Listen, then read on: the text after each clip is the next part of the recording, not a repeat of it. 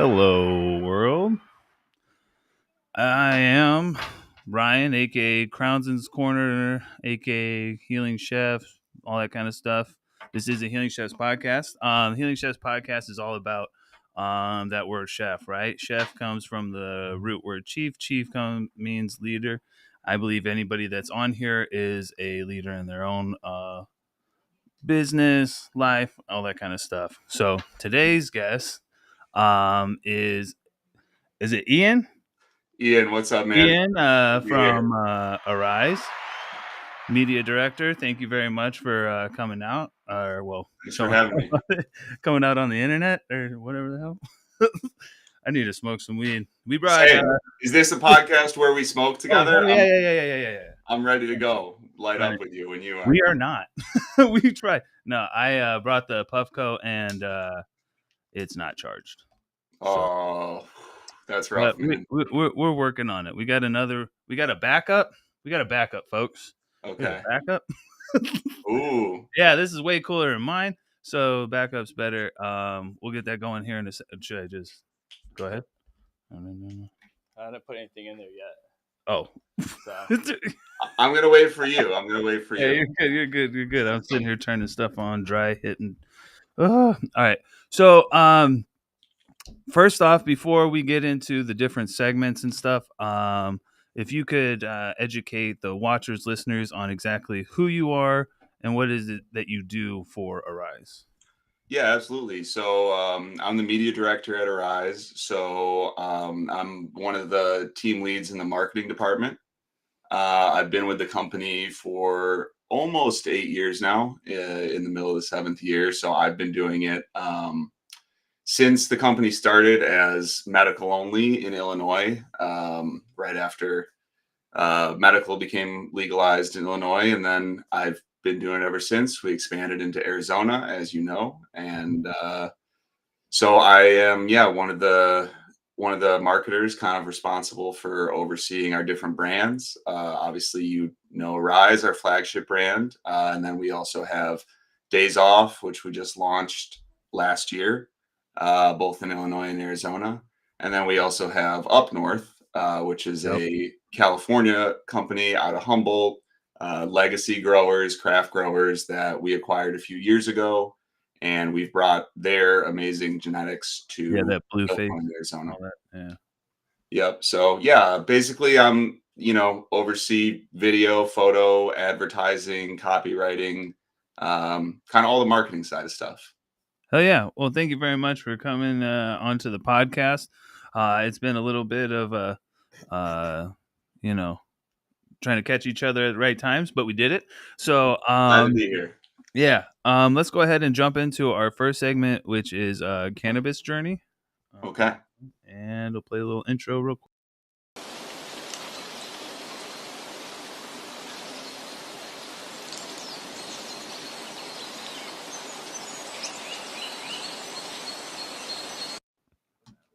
We got ice. That really took me on a journey, man. That was great. Oh yeah. That's one of the first things that I made, and I was so super happy when I made that. I'm like, I know digital editing now. Oh yeah, brother. It's okay. We can do better in the future, but thank you very much. So Cannabis Journey is all about like how you found cannabis yourself. And then we'll kind of dive into a little bit more about Aeriz. Okay, cool. Sounds good. So just like how I started smoking. Like for myself, I always tell people I started with good old brick, with all the seeds and everything, big trays, had to lean them up so the seeds and shit would slide down, because otherwise I'm sitting there all day. Or you get the person who didn't pay anything to pick all that shit out. That's how we did it back then. Oh yeah. Oh wait, okay.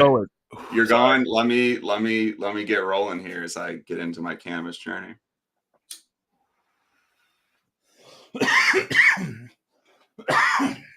Sorry. So this is what am I smoking? That's the honey bananas. This shit's so far. What is it again? Honey bananas. Nice. Love that. I'm smoking a little Skywalker OG. Oh shit.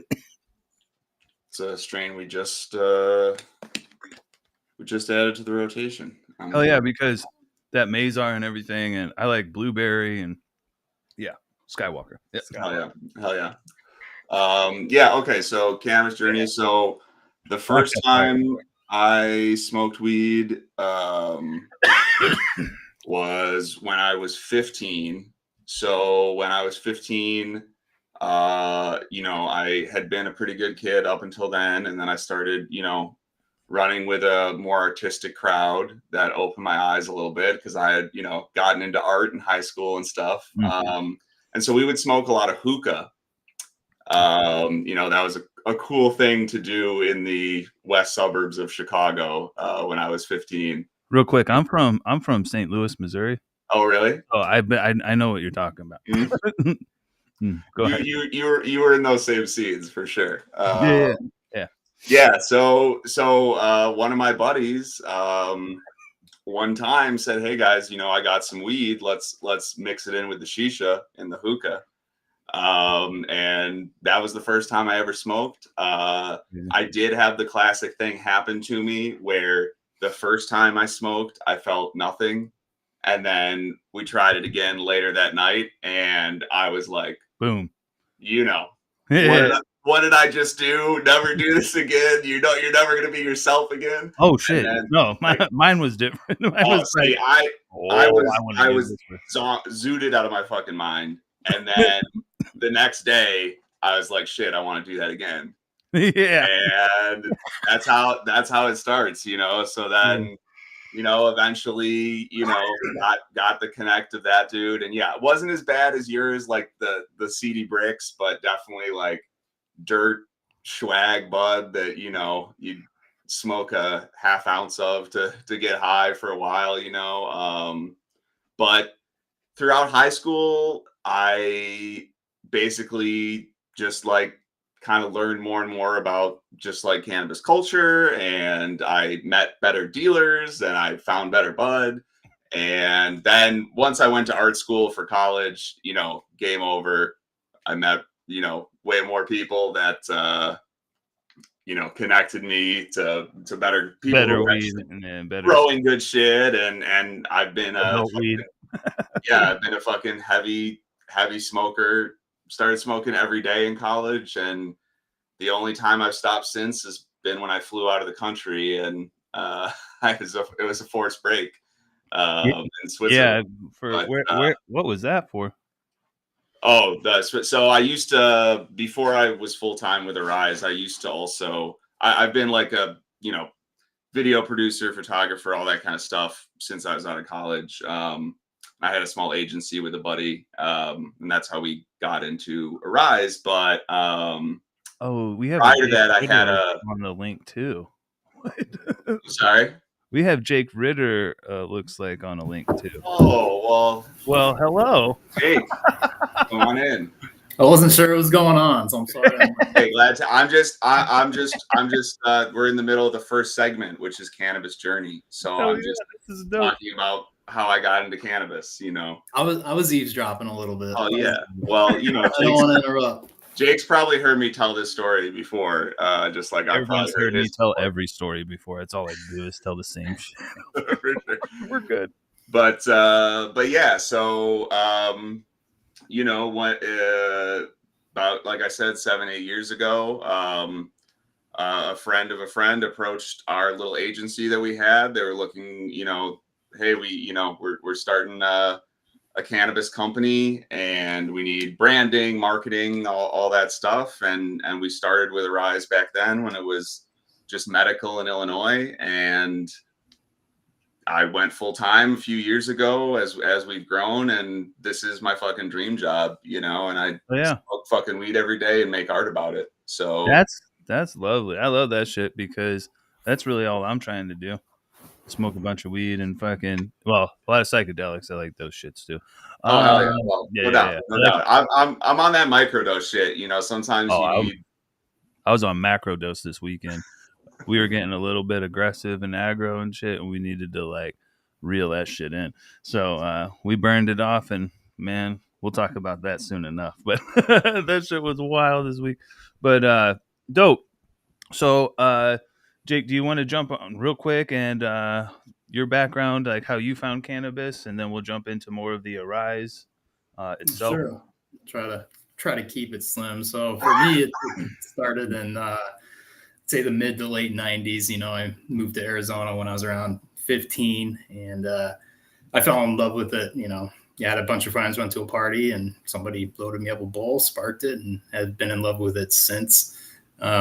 So throughout the course of time, you know, I realized I started selling it, the old brick weed that you were talking about at 16. It was buying bricks, pounds of bricks, taking out the seed stems. And then we thought we were cool back then because, you know, we put them in Everclear and let them sit and extract. And it's like Bro, I was just thinking about someone who used to do that.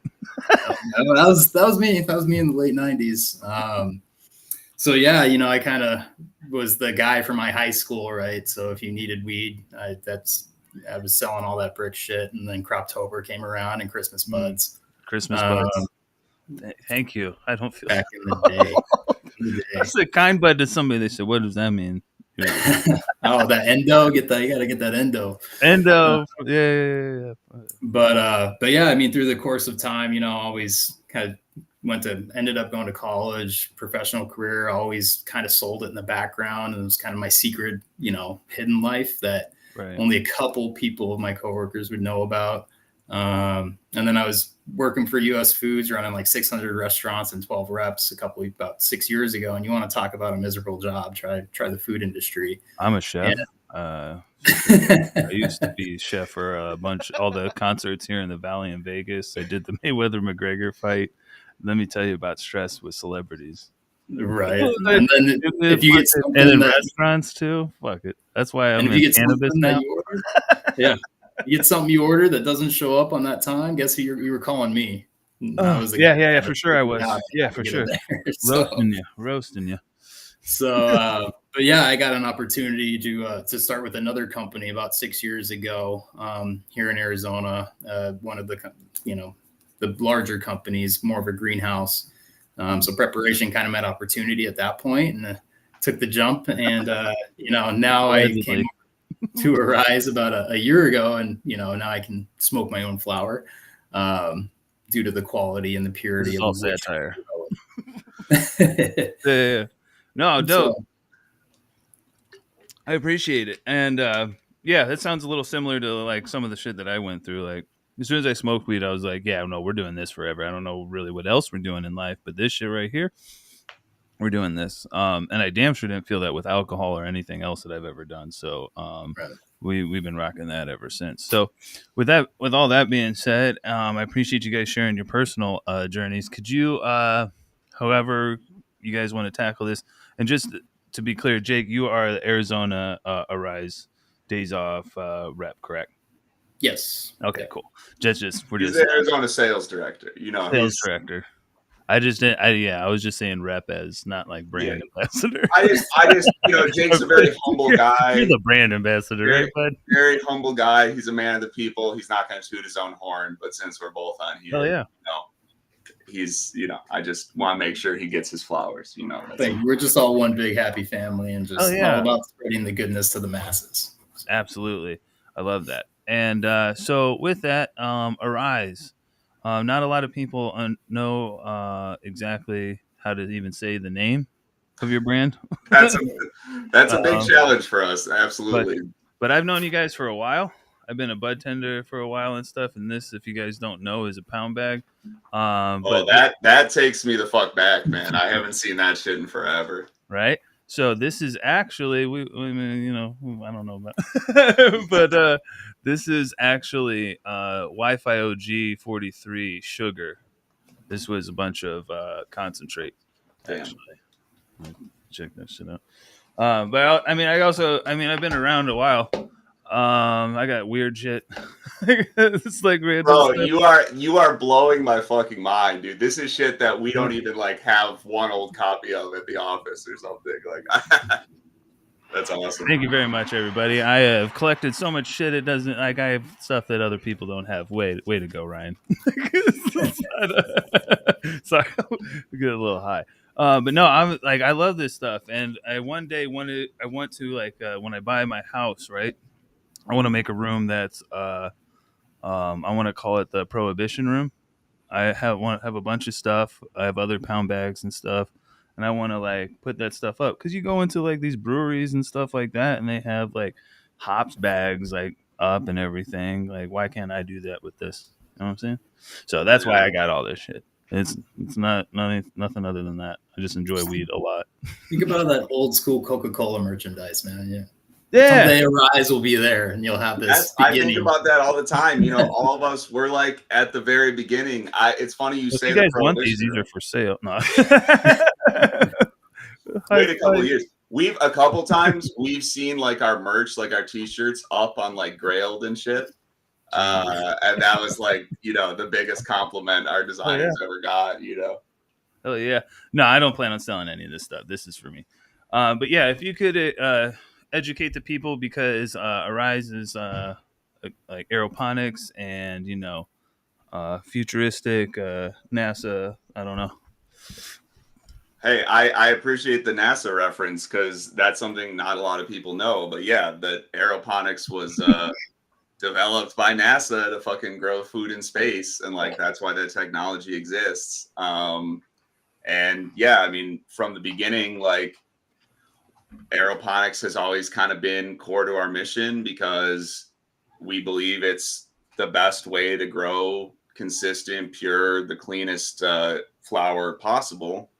But we also, like, one of the other main pillars of our whole organization is trying to work towards sustainability. And, you know, especially in Arizona, but obviously all over the country and all over the world, you know, like water conservation and lack of waste is super important and something that all companies should be committing to. So aeroponics is absolutely like our magic bullet. It's the most important thing about what we do because it not only allows for that super fucking high quality bud, but it also allows us to minimize the waste and recycle a lot of the components of what we're using to cultivate. So anything else to add, Jake, in terms of like Arizona specific? I mean, no, I mean, I think you hit the nail on the head. I think, you know, as far as aeroponics is concerned, it's definitely a more expensive way to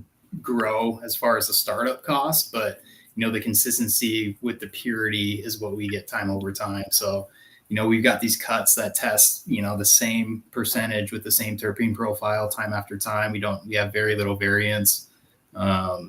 And I mean, in fact, I think in Illinois, until we get the California facility, I think Illinois is the largest aeroponic farm of any agricultural in the entire world. Wow. So we hold that metal close and dear to our heart. But yeah, I mean, with the sustainability piece, especially here in Arizona, I know, Chef, you're here in Arizona too. So we're all focused on water conservation. And, you know, we are allowed to use about 80 to 90% less water than any other grow technique due to the recyclability of, you know, the system we do use. So yeah, you don't have the media getting in the way. You kind of, I can understand that. Yeah, you don't have to re-clean it or we kind of call it the Wagyu beef of cannabis, right? That flower doesn't really need to do anything to get everything it needs. You know, those roots don't have to search. It just they just have to sit there and absorb and then put all the power up into the flower itself. So dope. And with that, one thing with cannabis out here in Arizona for sure that I know of, because I can't really speak on any other state as right now because I haven't visited them with their cannabis and been around in long enough time to comment. But one of the the things that hurts people around here is like the dry and curing process. With that, I know, not myself, but other people that have been in grows, not your guys's, but they get some of the flower that's a bit more fresh, especially those that own companies that are smaller, come in and try to and actually get some of their stuff for like, especially their families and stuff that need it and so on and so forth. And it's fresher and stuff. How do we get to a point where the flower is more fresh? Because I know your guys' weed for the is amazing, but if we like could get a little bit more moisture content, and not just yours, but everybody in Arizona, because by the time like it sits on shelves and stuff like that, Arizona kills a lot of flower. That's why a lot of us have It's a super dry state. a super dry state. So I wonder, in time with your guys' technologies and smart stuff, if we could find a better way to actually dry and cure to get it out faster and stuff to people instead of having to wait so much time for it to, you know what I mean? Well, you can't rush quality though. Oh, Yeah. I'm not trying to rush. Valid question for Arizona for sure. Yeah. No idea. Okay. They just Yeah, I think. Go ahead, Jake. I think it's a multitude of ask things. questions that no one's asking, because we're all like, we all know that the fresher weed's better. Is it that you guys have to have it to a certain moisture point? Or I mean, So here in Arizona, we try to control it as obviously much as possible, right? We keep the room temperature controlled, humidity. We're checking with moisture content readers, and we always like to package somewhere around that 12% moisture content, which gives you that nice stickiness bud. The problem, I think, to your point that we have here in Arizona is we can always control when we package it. What we can't control is the sell through in the store. for sure. And I think what you're seeing here in That's California, even with, a lot of these killer brands, including us, that, always used to sell without a deal, Alien Labs, Grow Sciences, Aeriz, those top shelf premium brands are now sitting longer because, we've seen an increase here in Arizona, about 150 brands within the past year and a half. Yeah, it's oversaturated for sure. Yeah. And so now your consumer has so many more choices. And as a connoisseur, if I wasn't in the industry, it'd be a kid in a candy store. I want to go try that brand. I want to try this brand. I want to try this brand. Right. And so I think the issue is a little bit compounding. And number one, we have to make sure that the quality is, at the best it can be when it goes in the jar. And we have a full rigorous QA check that goes through on trichrome maturity, even your pistils, whether your pistils are upright or laying down on that flower, to make sure that it hits all these quality checks before it actually hits in the jar. Yeah. And secondary, we need to make sure that we're working with the accounts to say, hey, if this is at least 2 months to getting up to 3 months age, I need to help to promo that out to work it quick. And to be clear to everybody, I've never had a problem with Aeriz or any of the brands that you said. I'm just trying to speak on a whole as Arizona. And I know that you're right, and I was kind of waiting for that. It's really the dispensaries. I wish the dispensaries, if you're listening to us right now, or please send this to a dispensary, please. If you could make it a little bit more clear and about your when you get stuff in and how long it's been there and harvest stuff, or have it accessible, easily more accessible for the consumer to find this stuff, because it is kind of frustrating when you go and maybe like you're not getting a rise or something that is going to be the best. You're getting something that's a little bit lower on the tier and whatnot, because you only have so much money nowadays, and you go to check it and you get something that's like 4 or 5 months old. You get home and it's actually hurting your smoking instead of helping you fully. So I just hope the dispensaries maybe listen to that. Like, let's just make it a little bit easier for the consumer, please, to know what we're buying. I mean, we get to look at all the you pick up milk, right? You get to look at the expiration date. But I mean, that also is a slippery slope for businesses. So I don't know. There's no perfect answer, but I appreciate you guys answering that, because that was a tough question that I had for you, but I appreciate it. So we're going to go ahead and jump into the next segment, which is Trip Tales. psychedelics, edibles, stuff like that.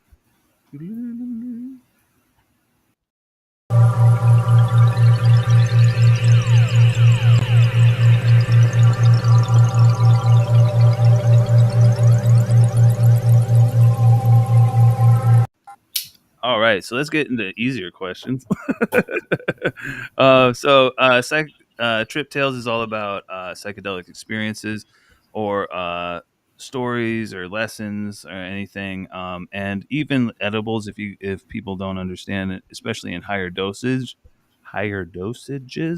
Ryan talking take two. Dosages are you're riding the same rails as psychedelics. You guys have any experiences yourself, or that you would like to share? Can you share? I mean, I think shrooms is more acceptable now than it ever has been. For sure. I've definitely had my fair share. To ego deaths, bad trips, out of body experiences. Now, with my age, I'm more focused on microdosing.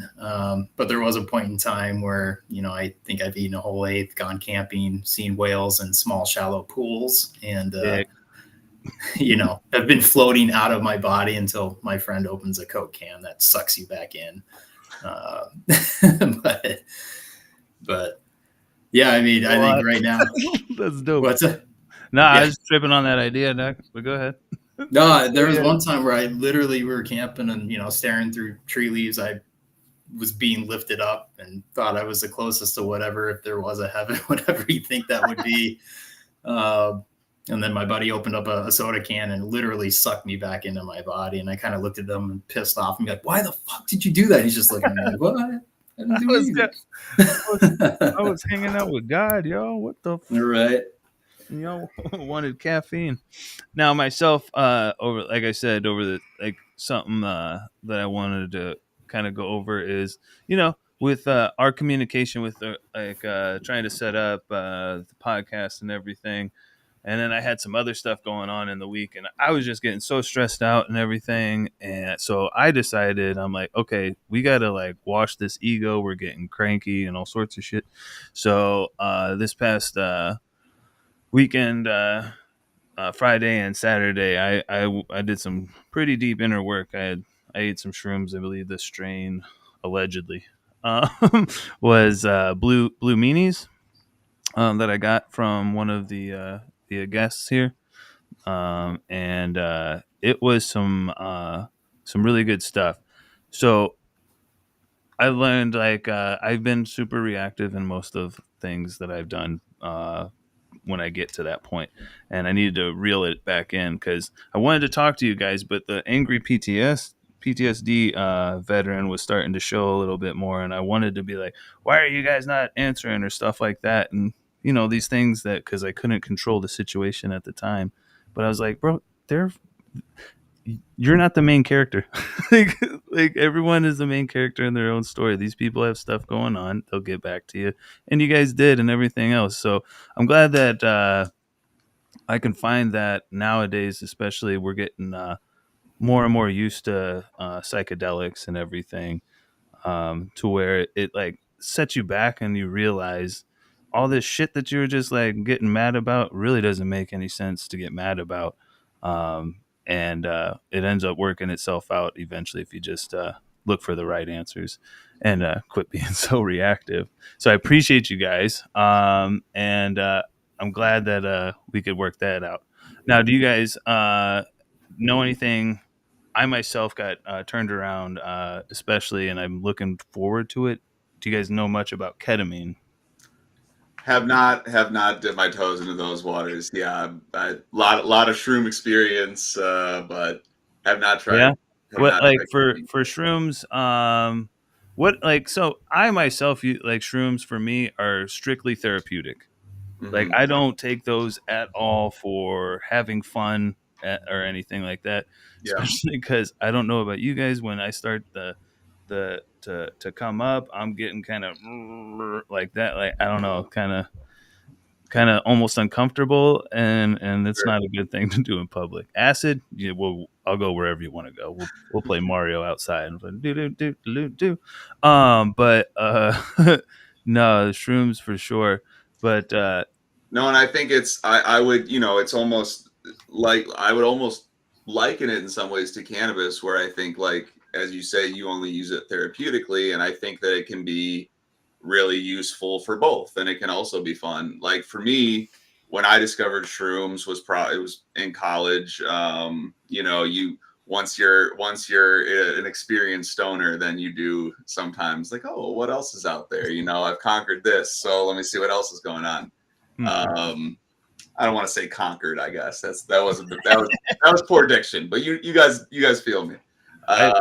We're all stoners and shit, dog. You conquered that shit. I don't give a fuck. If they don't like it, they can change the channel. Well, it's nature. It's a gift of nature. I don't believe that, we can ultimately conquer nature, but no, you can't conquer shrooms. They'll put you in the dirt. Well, and so that's the thing, in my 20s, I definitely would use shrooms to have fun, I definitely had experiences similar to Jake's, weekend with the guys or whatever, and we all took an eighth or more, and we all, or some of us saw God. I was in my buddy's parents' house one weekend, and I saw a demon in the mirror that started showing up in all the mirrors, and I couldn't look at any mirrors for about 6 hours. But those my experiences have been but now I'm in my 30s, and I'm married and I have a busy job, and so I only use shrooms therapeutically as well. Right. And not so much, although if I needed to, similar to you, like for that full like soul cleansing, but like I was mentioning earlier, I like microdosing, but for a very similar reason to what you were talking about, where it does remove a little bit of that ego. And like, especially if you're about to have a really stressful day, you're going to have to make a stressful decision, whatever, like it just kind of starts your day in that way where you're like, you know what, like this is not important. Like in the scale of the universe, like nothing that's happening here is important. And everybody's just trying to get through their day. And like, sometimes you got to just start the day that way. And so like, you said what I was trying to say better than what I said. Well, listen, I'm just waiting for the day when we get the call that we need to start marketing a shroom product, so, let me know, because I've been in the kitchen. I've been in the kitchen. I have products that people haven't even thought of yet. I hope we get to that point. I think we're going to get to that point, it's coming. It's happening, So yeah, it's coming. But that's another slippery slope in itself. But no, thank you for that. No, like ketamine and all this stuff like that. I was just bringing that up because I've just been seeing it in the valley out here in Arizona, like a bunch of different clinics popping up here and there and stuff. So I'm pretty excited about that. That's what really turned my life around. But yeah, that's good. That's good. I've done ketamine treatments, and I do think it's a whole separate, for me at least, it's a whole separate release than psilocybin. Oh yeah. I think 100%. I think with ketamine, it feels like more negative energy you get out of your body, right? It's more positivity. I think that's kind of been my experience. I leave a ketamine treatment, I think, and especially in this world, in this life, and in our jobs, we absorb a lot of negative out there. It's just constant anymore. And I've noticed when I've done ketamine therapies, it really does make a change, and it's helped me a ton too. Really releasing all those negative vibrations. And damn, now you're selling me on it, Jake. I gotta go. It's amazing, dude. It's amazing. You walk out of there a whole different person, and the way they do it, especially in that setting, so you're not locked, you're not doing it on your own. You get in the K-hole. It's like 45 minutes, and you kind of come out a little iffy, but then you're right back being normal.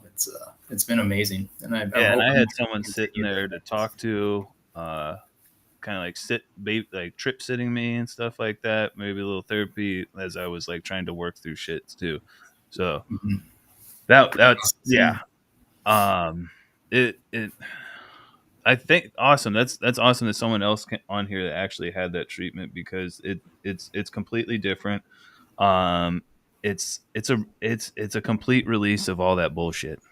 Like, I don't even know how to explain it to you. Like, even right now, like, we're still holding like a little bit of anger or stress on this thing or that thing or this thing.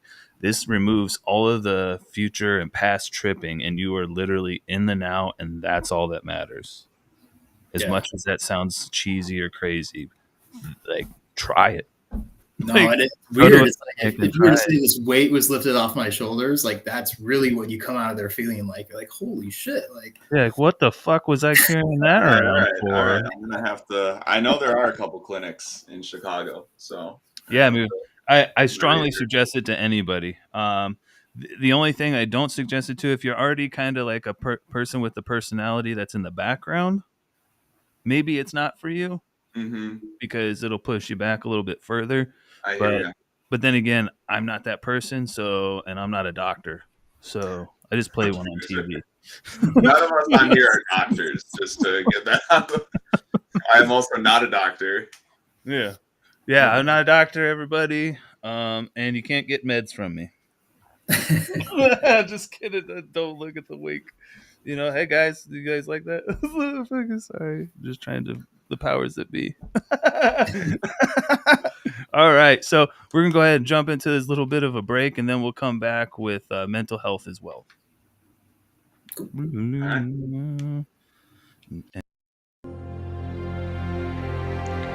Habari Entertainment Films present There's Only One Name for News with Damon and Aisha. Habari Live Podcast.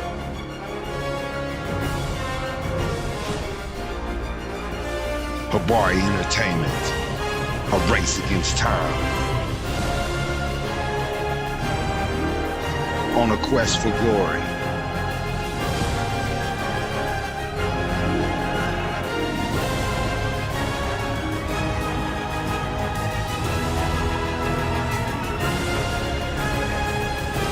Habari News Weekly, HabariEntertainment.com.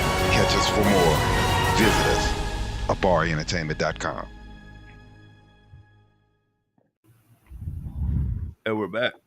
Mental health as well. We. Oh, are we? Wait. Are you smoking again? Now I gotta join you. Little product placement coming from Arizona, Jake. You know, coming soon. Coming soon. Mental health is. I know I have gas, otherwise I would be smoking.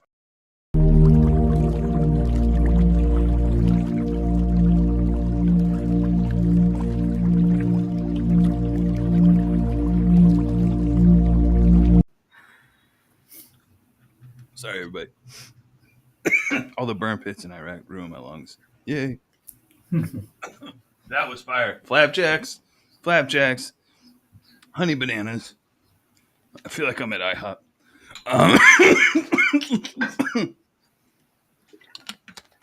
All right. So mental health is wealth. So it's all about how all this stuff relates to us and how we're dealing with this stuff, because I'm a veteran with PTSD. I had a mental breakdown about a year ago, and I can't breathe. And I checked myself into the VA because I was having a lot of problems. And I'm trying to make it okay to talk about things like that, because people are so afraid to actually go get the help because they don't want to be judged. They don't want to be, made fun of, to be thought of as lesser or any of that kind of stuff, especially being a military guy. That's something that we definitely had going on in the military. If you ever went to sick call, any of that kind of stuff, therapy, you're weak, there's something wrong with you, and you should be shunned and made fun of. I've worked through that, and I've worked through all the other stuff. So, and again, this is the healing chefs. So constantly healing, never fully healed. But yeah, I've been through quite a bit. Do you guys want to share anything that maybe like I myself have shared in the past, like some of the coping mechanisms that I use, like when I get really stressed out? I clean, or I like start doing math on something, because I can control those things.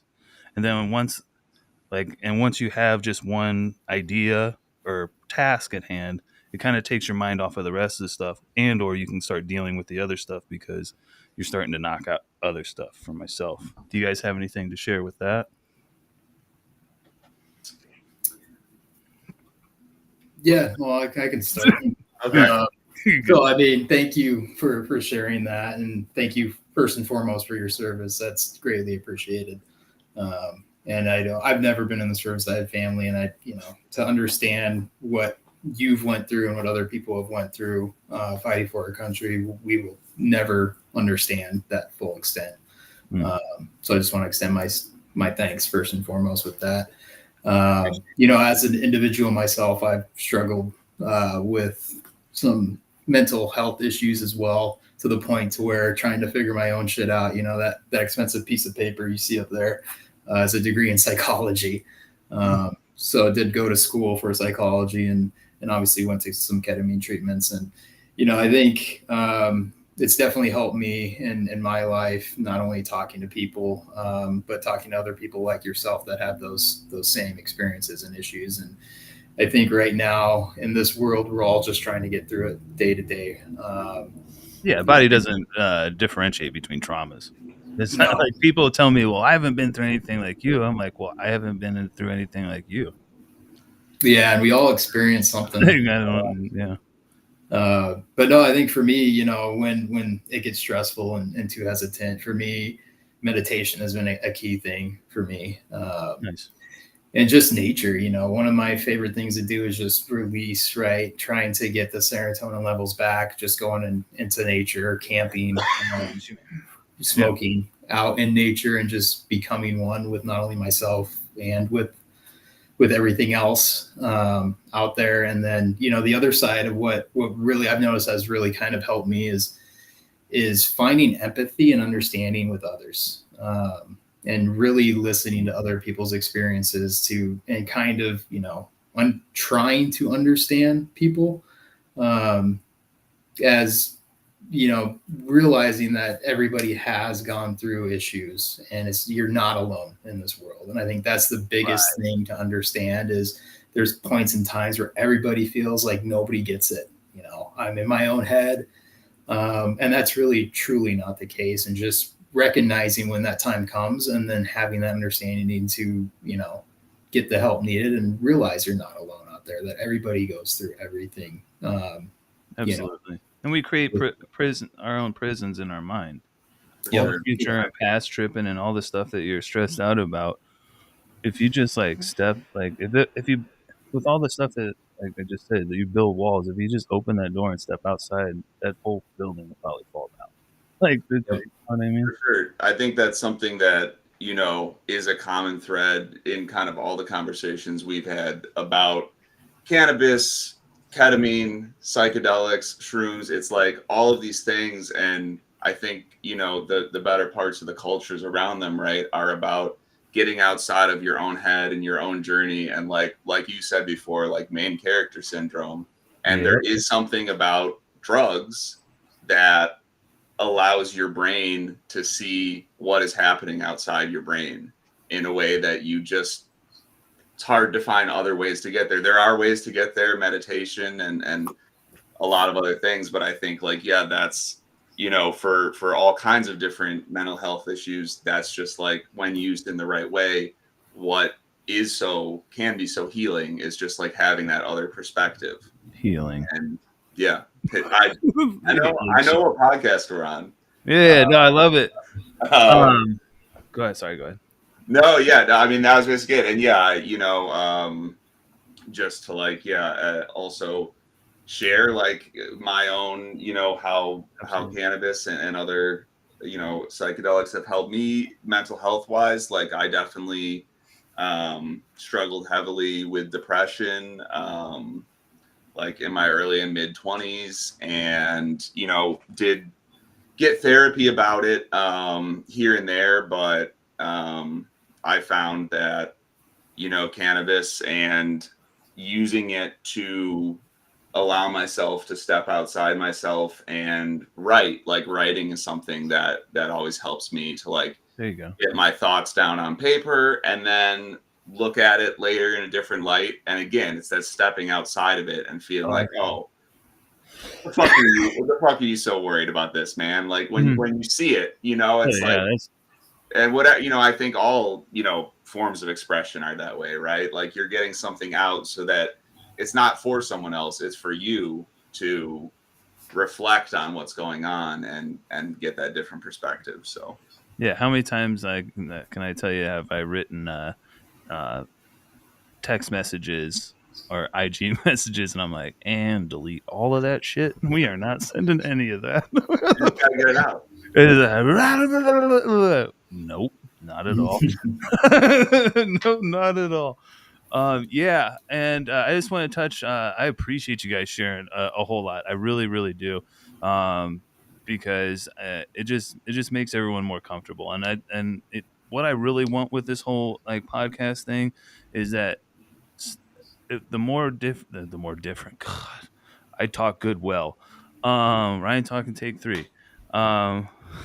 What I really want to do is have all these different episodes and stuff so that maybe someone can relate to at least one. You know what I mean?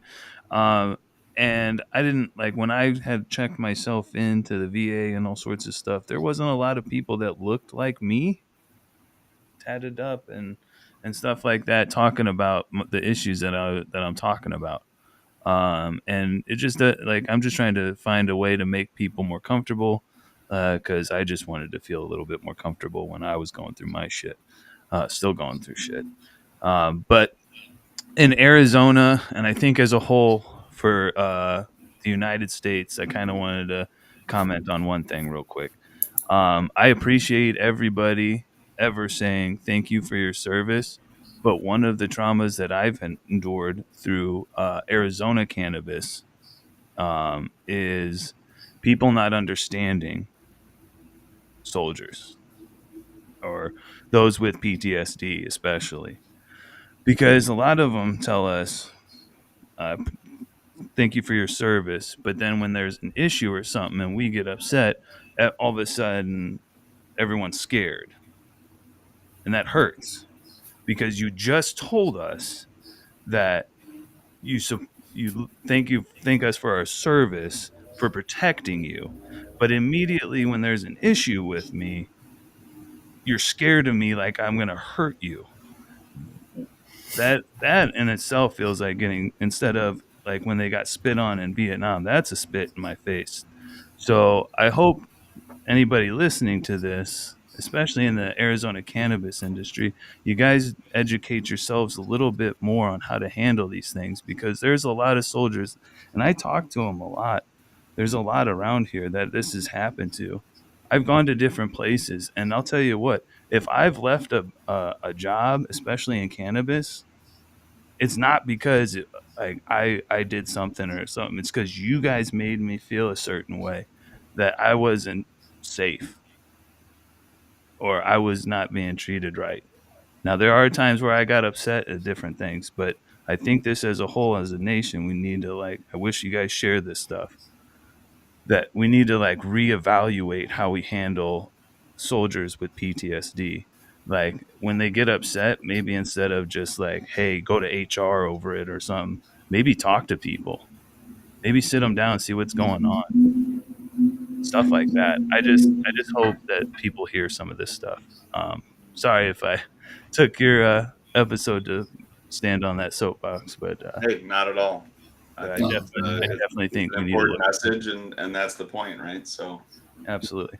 Well, thank you guys for letting me get on my little diatribe. But if we could go ahead and jump into more positive stuff, because it's still positive, and I really thank everybody for thanking me for my service, and we do love you guys. We do want to protect you, and we want to be around and help you guys and do whatever you need. And you make a friend in us, you have a friend for life. We're loyal and we don't fuck around. But all right, let's jump into Plug Talk, which is all about promo.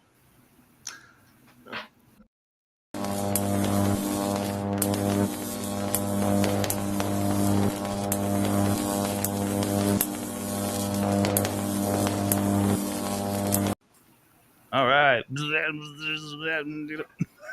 Electric. It's electric. It's electric. Boogie, woogie, woogie. Yeah. Anyway, good. So Plug Talk is all about promo. Uh, obviously, Aeriz firebrand. Super clean meds, always hitting very high. Don't you guys still working with Fig Farms or Fig Farms up north? Yep. All that stuff. This stuff's fire. You want to go ahead and take over? Sure. So as far as Arizona offerings, I guess this is my segment. So we do I'll have... talk forever, dog. I'll talk forever. No, you're good. You're good. So yeah, I mean, you mentioned those brands underneath our umbrella. So we do own Up North out of California, one of our strategy partners out there. And that brand is really focused on kind of legacy genetics. So those old school hitters that you've always known and loved since, those Urban Poison, baby. Yeah, that was it. My favorite strain in the world. And that we got a Durban that hits around 3 to 4% terps in that strain. We got an NF1, which isn't really a legacy strain, but it's Northern Lights, blueberry, and Chemdog. So it's got those three components. But they do great work. We also have got Fig Farms underneath our umbrella too. So we're bringing all of their key genetics from Cali, all those award winners, that blue face I heard you mention earlier. Oh yeah, when you guys first brought them out, I grabbed a bunch of that stuff. Nice. All the money's going to the podcast now. So, well, yeah. So we've got Z Claire out of there. So yeah, we do their genetics here within the aeroponic system as well. And then Aeriz, it's our staple. Those heavy hitters. We got our constants that you had. Which one? The Tropicana cookies. I remember way back that you guys had that Trop cookies. Like live resin cart, those when live resin came out, that was fire. Yeah, we're trying to. We got a chocolate and our tropical haze. We're trying right now to see if that can come up. But yeah, with the Rise, we've got our staples, the Jenny Kush, the GMO are our two biggest heavy hitters there. But we got those staple strains that we're always, trying to get the heaviest terps on. And right now with this market, it's always heavy potency. We're trying to get above 25% with a good terpene profile and good cannabinoid profile as well. But we're always looking for those next best hitters that come into that Aeriz profile. And then the last mix is Daze Off, which is kind of our value mix, which is our smalls that we'll put in 2 blends of an eighth into a 7-gram offering or 2 7 grams into a 14-gram offering.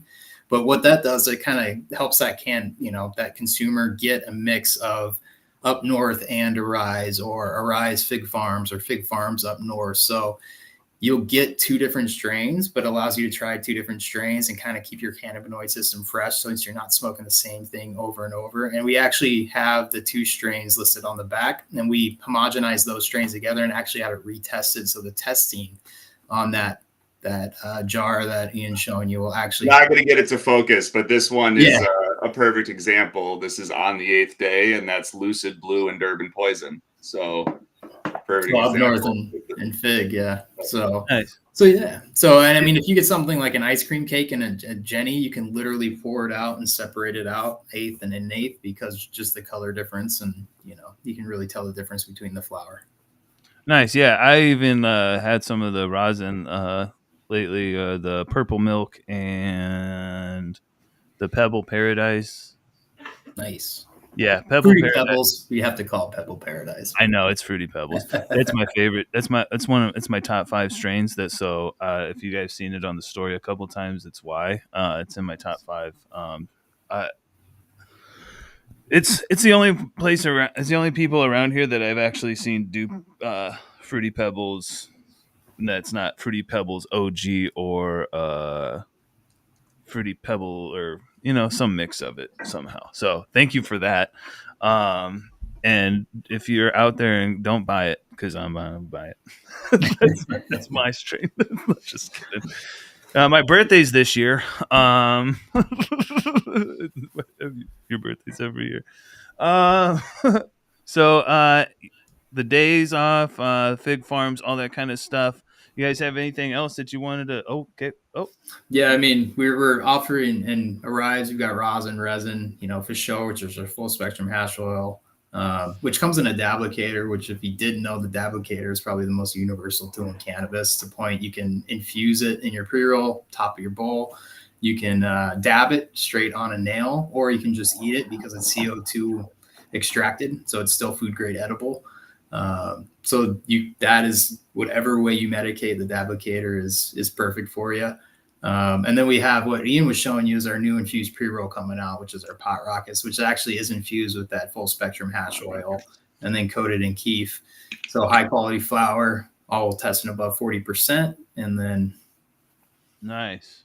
Has that appearance that's gonna get you lit as well. It is. This is why I smoked it towards the end of the podcast, because I'm definitely yeah, that's why I take dabs before in the beginning, so I don't know what the hell I'm doing in the middle. Yeah, hopefully we'll have gummies here soon. In Illinois, they've got these hash drops, which are probably the top edible in the market up there. Nice. So down here we have yet to get the machine up and running, but hopefully we will have those. Heck yeah, awesome. Well, I appreciate that, and again, more Aeriz stuff here. We're gonna go ahead. Let's see. Let me go over real quick what we got coming up. Next up is Vinny, aka Mexican Nightmare. Crowd goes crazy. And just shout out to we don't really have sponsors, just the homies and stuff like that. Eventually, we'll be growing some of this stuff because we named a strain for them. Sin City Seeds. Shout out. Pheno Rich and them. This is OG Deluxe right here. Shout out Team Skunkworks. Shout out everybody. Shout out to the street team, Stony Man Nathan and Jaden and Dank Doinkies. And then also shout out to the new head of communications and security, true to the movement, Jay. So if there's something that I can't handle, he'll handle it. And shout out HabariEntertainment.com. If you don't know and you're following on YouTube, please subscribe on IG at _healing chefs. If you're on IG or Spotify, go to YouTube, The Healing Chefs, all that kind of stuff. Go follow Aeriz at Aeriz USA on IG. Anything else? Nope. Okay. All right. So tap in, smoke up, trip out. We're out of here.